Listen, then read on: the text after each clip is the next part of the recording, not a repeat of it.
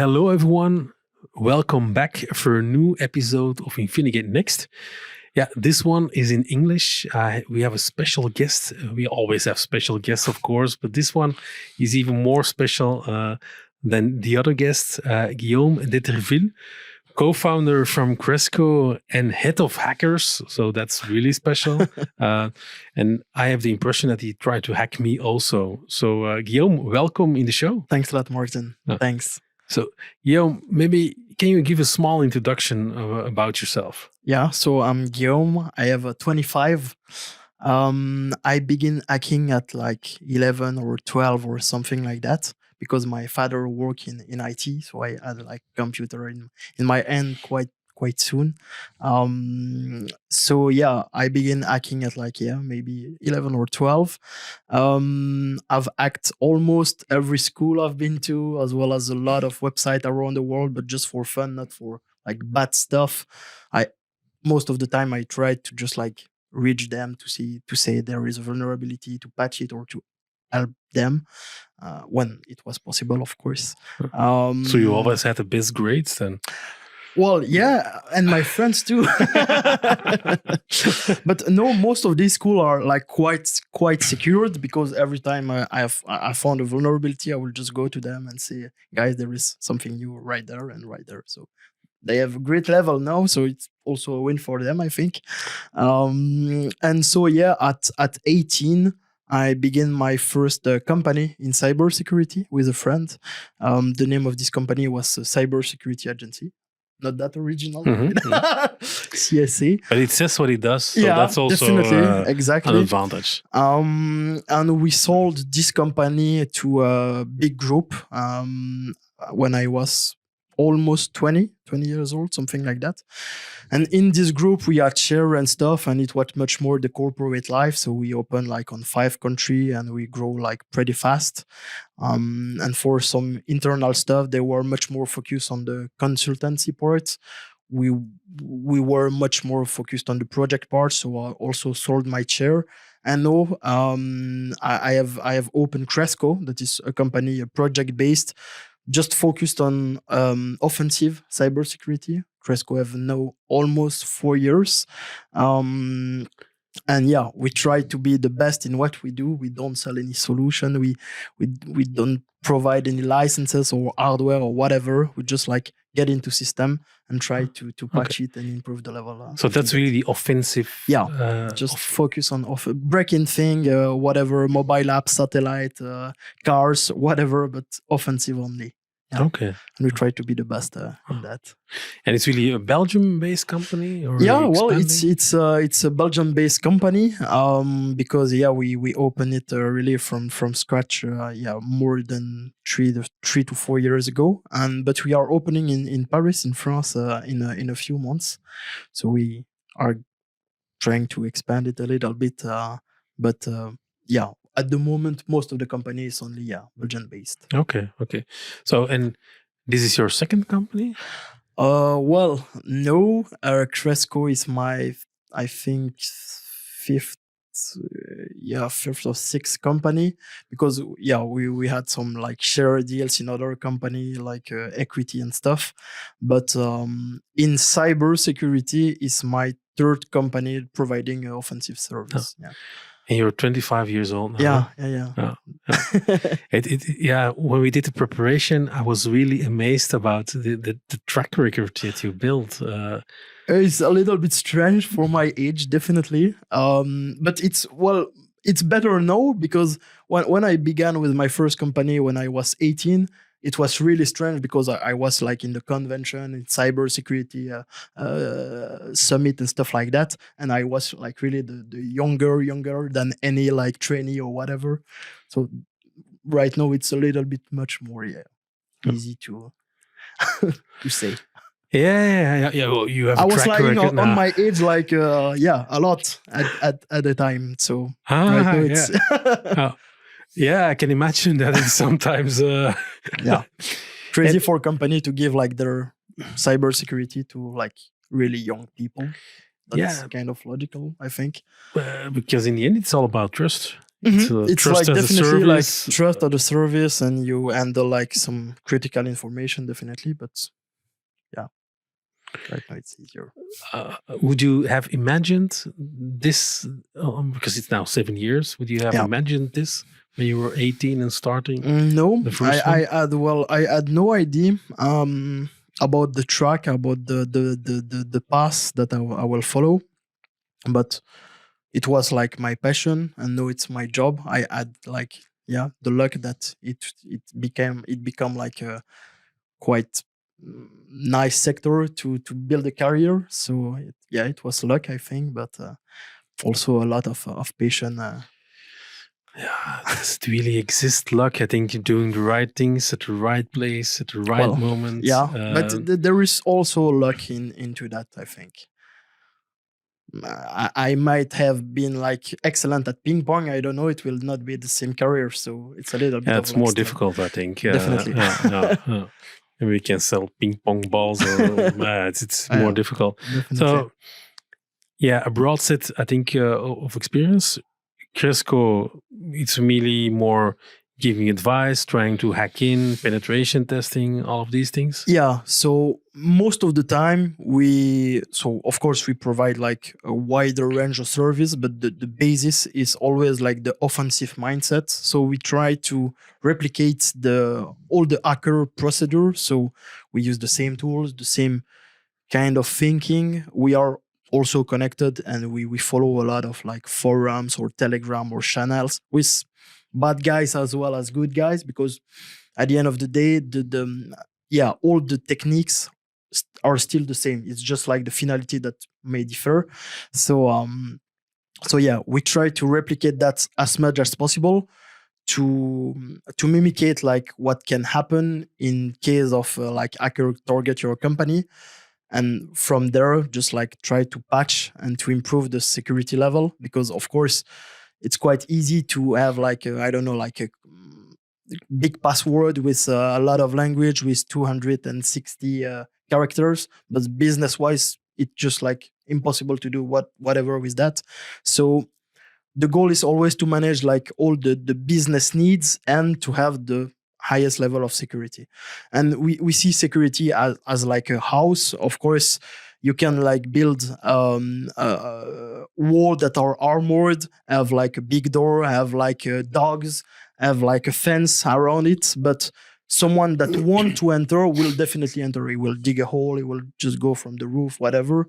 So we just try to add some layer of security in order to just like move the risk to like another company, but someone that want to enter any house will be able at the end of the day to enter it with the good amount of effort. He will do it. So saying that like we cannot say that cybersecurity is 100%. It's just like at the moment you have like an improved level, and the day after a new flow might just like be created. It's something that you need to keep investing in, and definitely it's never so you done. need to stay awake, spend your time reviewing the new vulnerabilities, having like it's quite stressing.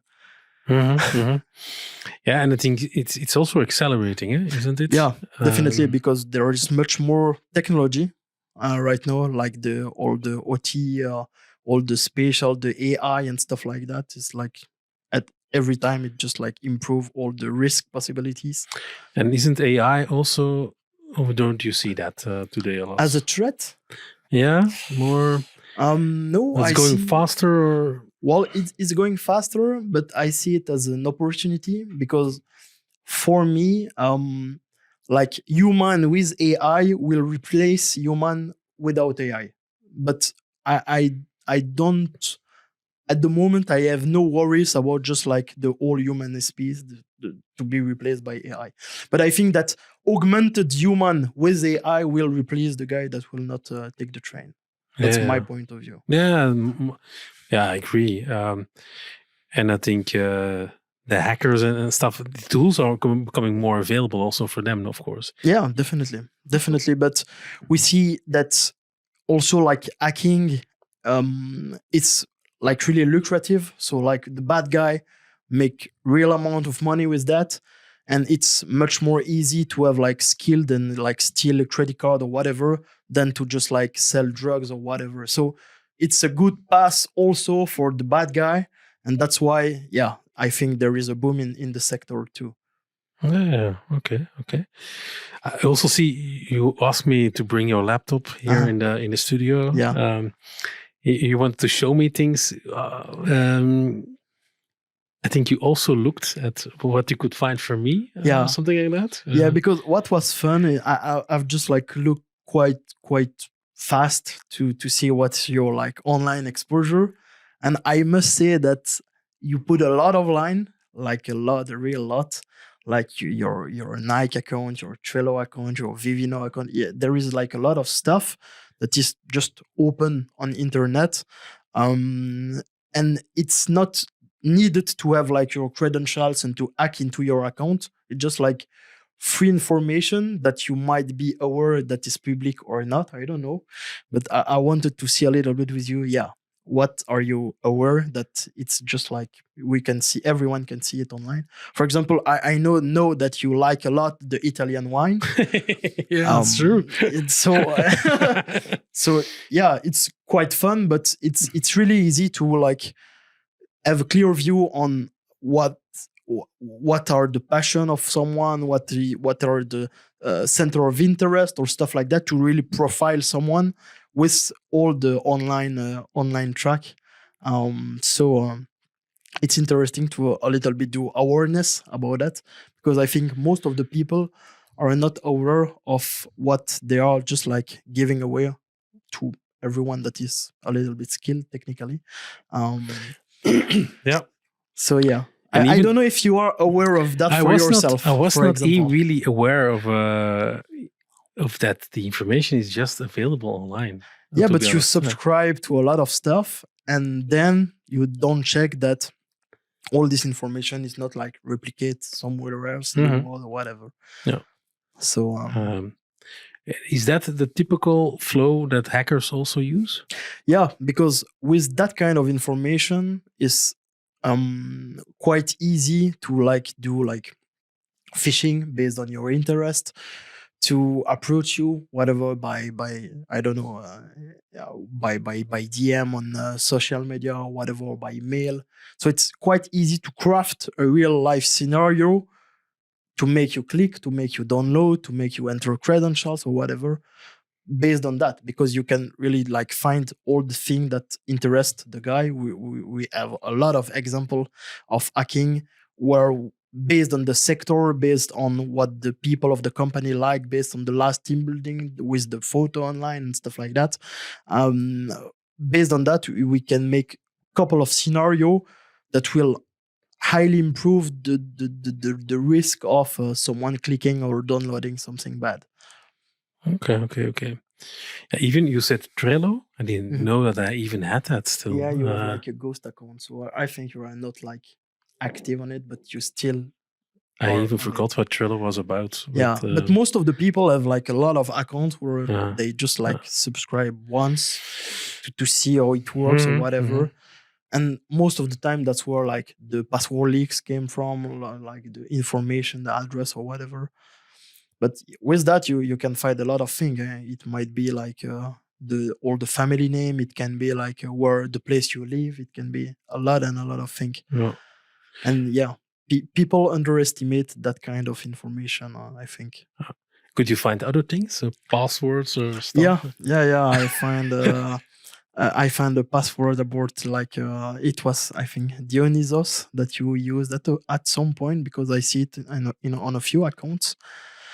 But it might be passwords that are still in use. It can be also passwords that were used like years ago. Of course, like the leaks might vary depending on like the age of the it's about 20 years ago. It's my fraternity club from years ago.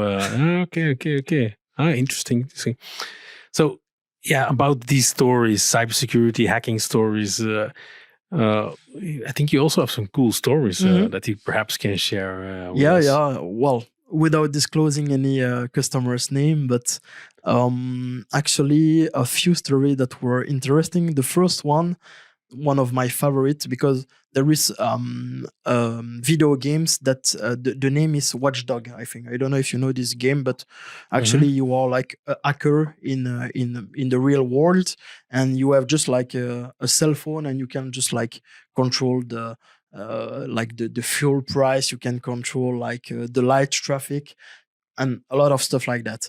And we had a mission with a company that handle all the speed camera as well as most of the light traffic, and we were able with like some simple passwords to just like handle all the traffic light in Brussels as well as like speed like LED panel, and yeah, with like dummy password, really dumb password.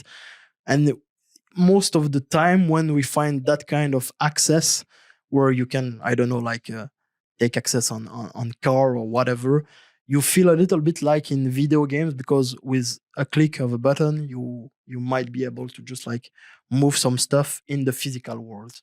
And so yeah, we had that. Another thing, we hack into an hospital using the parking barrier that was connected to the internal network, an account on the internal network. So yeah, with like default credential of the barrier system, you were able to get into the network of the hospitals, and of course that might have like huge impact. And these are things that you do, and then you notify, of course, the hospital. Yes, of course. We were like mandate to but you never pay for parking spots then. Well, no comment is no also comment on this one. But yeah, and there is a lot of things like that are like a little bit crazy, because you realize that most of the things you trust, for example, like traffic light or whatever, are in some case quite not that much secure. I also told you when we called this user that we find a few vulnerabilities on like the fuel station system. So we were able to just like manage and modify the price of a few stations in Belgium and in Brussels. And so it's a little bit crazy, because what I feel is like hacking is in some way a little bit a superpower in the world at the moment. Hey, it is, yeah. Because you can modify everything. You can just like have access to stuff. For example, I don't know, like Prison work with like SCADA system. So technically, normally you should be able to interact with like a cell gate or whatever to just like open it or maybe modify it, or every system is in some ways hackable. And that's a little bit crazy, because we trust like the water system, the electricity system and stuff like that, or like national TV system or stuff like that. But yeah, there is a lot of exploitation paths that might work, that have already worked in some ways, in some case.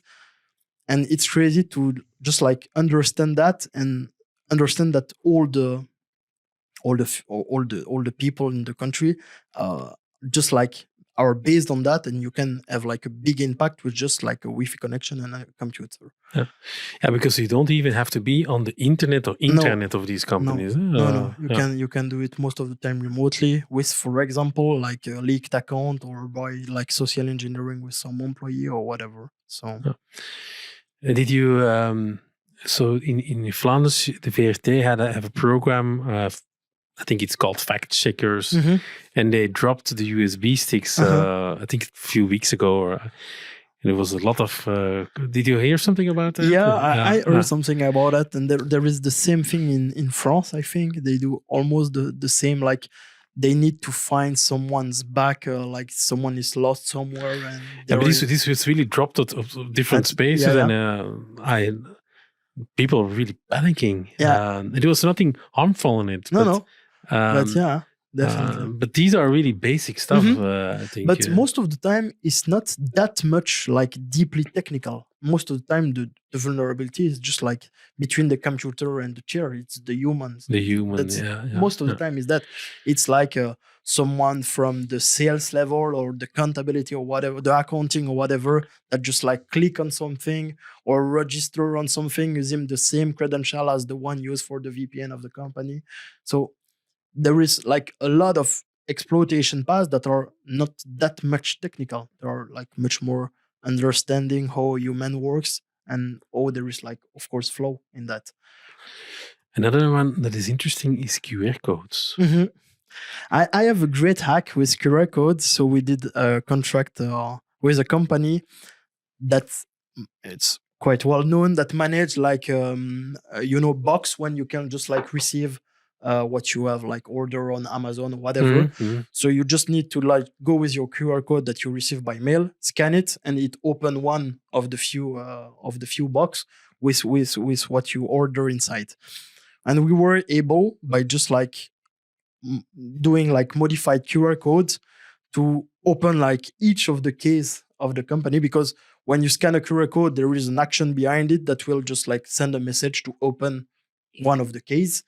So we try to just like do some random character inside of the QR code to generate some error on the program. And that's much more, it's not like deeply technical, it's much more like understanding how the system works. And hacking is actually only that. Hacking, the basic of hacking is not related to computer. It's much more like understanding a system and finding ways to like go around it. For example, I always say if you understand how your coffee machine works, so just like hot water that go through the coffee bean and stuff, and you just like put some pasta or sausage or whatever into your coffee machine to just like make it for dinner, you are doing hacking because you understand the system and you just like run it or use it to another way. And hacking is about that. It's just like understanding and finding some ways that are not supposed to be exploited. And that's what's interesting in the job. It's like a game. It's you and your skill and your understanding against the system. Mhm.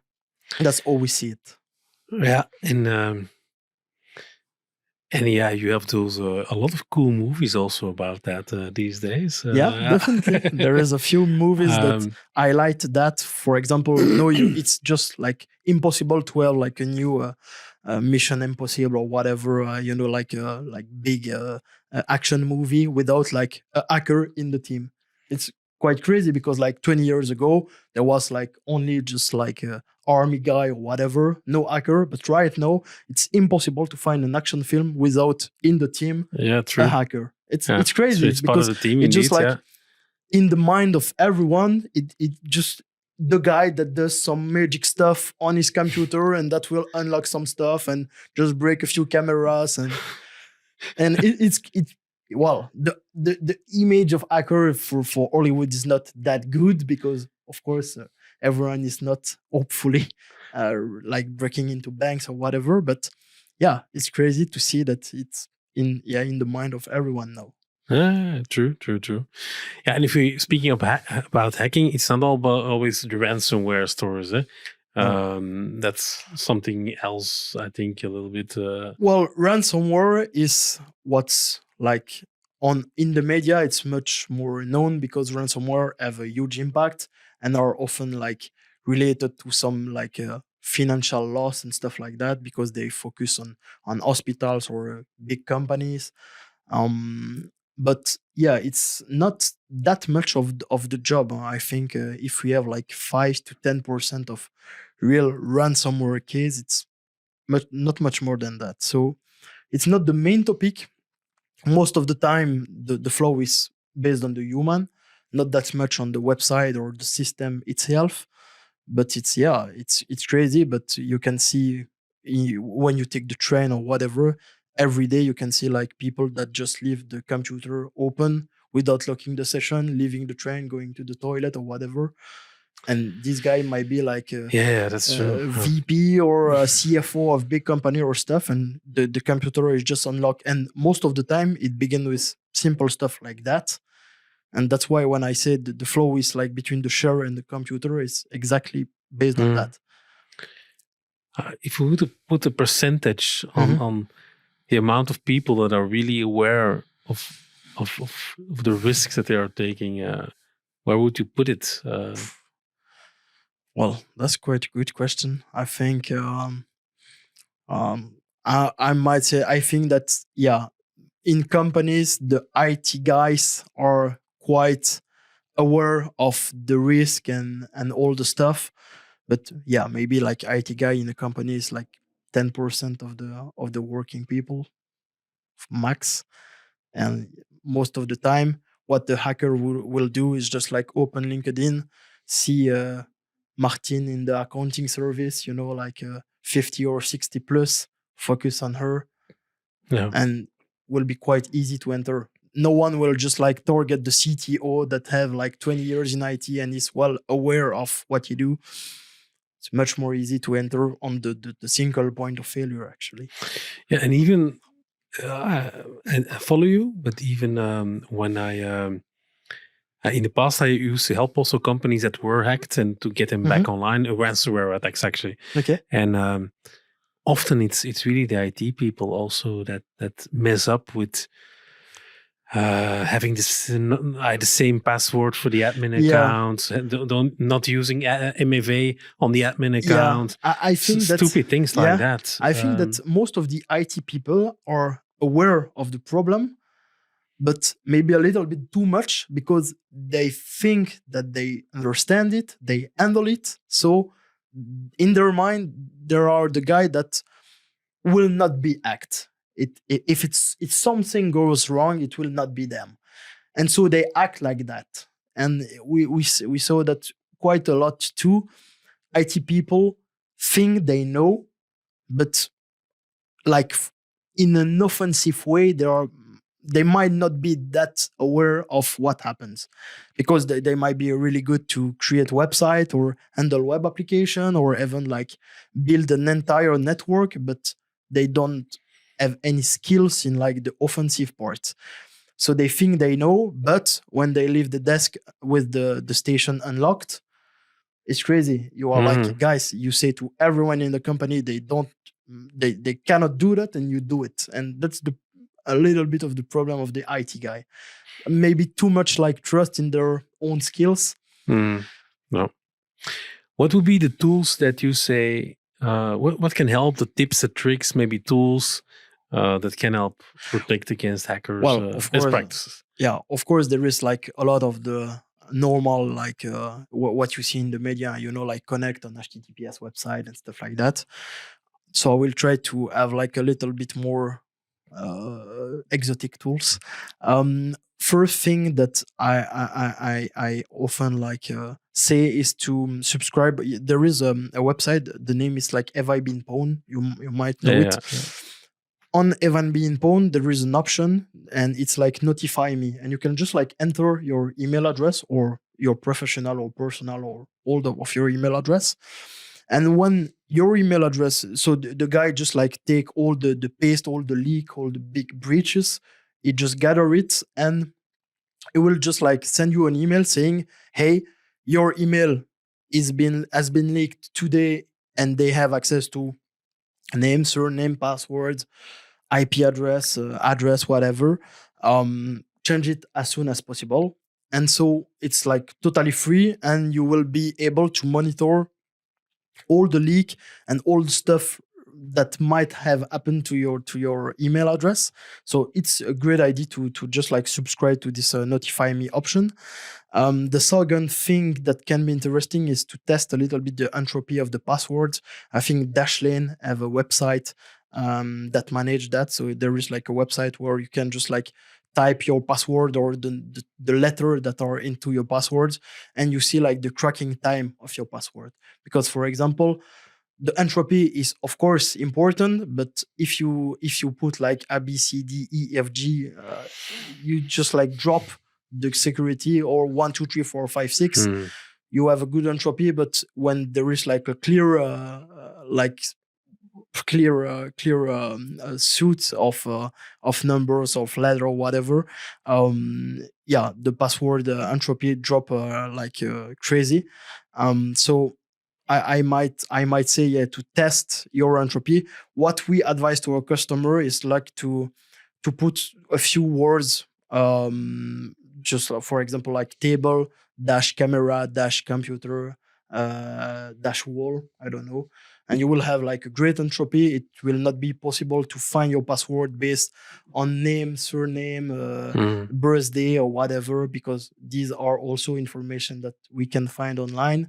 And there is tools when you just like enter all the information you have on someone, for example, first name, birth date, dog's name, whatever, and the tools will just create like a custom word list, mix and match all the thing you gave him, and with that you will be able to do some brute force or try to enter in some account with that. So you need to stay away from using your personal life in your password. Most of the guys are doing that. Everyone's PIN code or a bank card code is like a birth date or whatever, and it's a really, really bad practice. So you need to avoid that.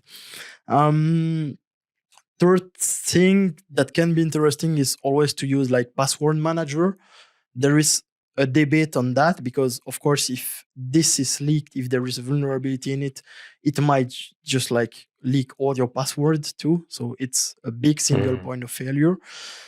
But for the people that just like put the same password everywhere, it's better to do that, to at least have like a different password on each platform that you are using and generate it with a good entropy and good differences between letter and numbers and special characters.